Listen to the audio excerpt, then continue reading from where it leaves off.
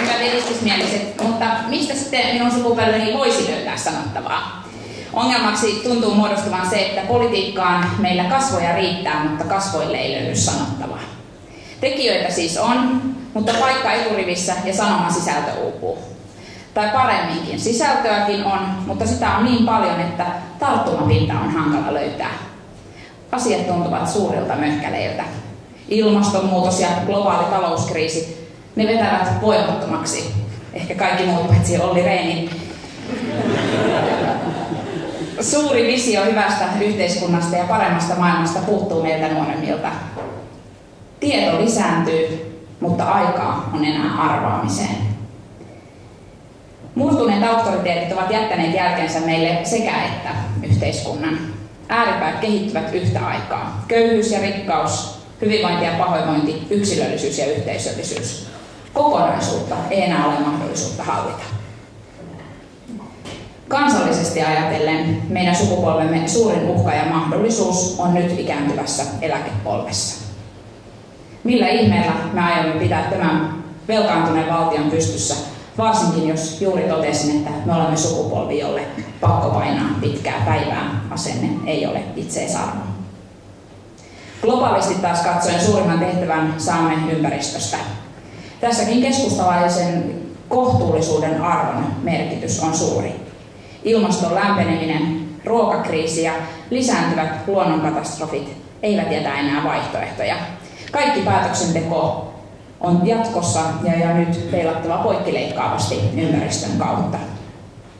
Politiikka siirtynee talouden kahleista ympäristön kahleisiin.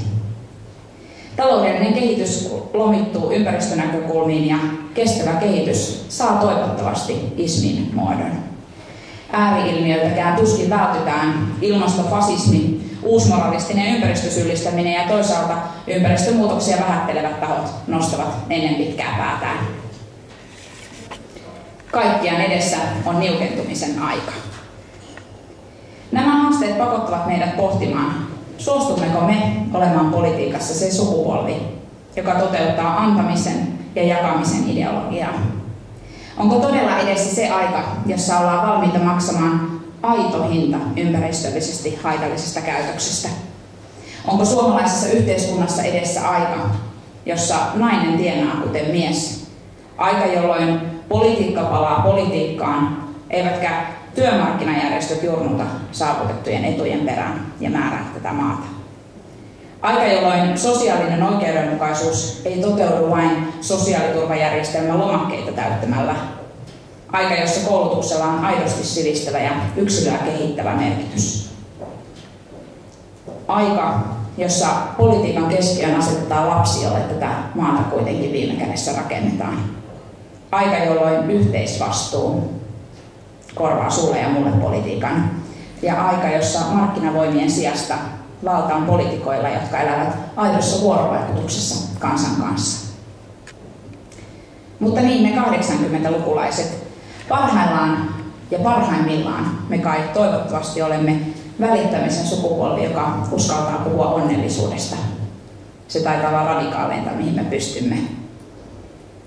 Vahvin teesi edistysmielisessä keskustalaisessa ajattelussa kiteytyy minulle ihmisen mahdollisuudessa valita vastuullisesti. On minun oikeuteni ja velvollisuuteni päättää, missä, kenen kanssa ja millaisena näyttäytyy minun hyvä elämäni. Tulevaisuudessa meidän tulisi entistä vahvemmin politiikan kautta kyetä hahmottamaan ihmisen elämän kokonaisuus. Elämä kaarena ja kokonaisuutena, ihminen kertomuksena. Ylisukupolvisen ihmisyysaatteen edustajina meille käsite vapauden ja vastuun yhtymäkohtaan viirtyvästä hyvästä elämästä ei kai pitäisi olla mikään ongelma.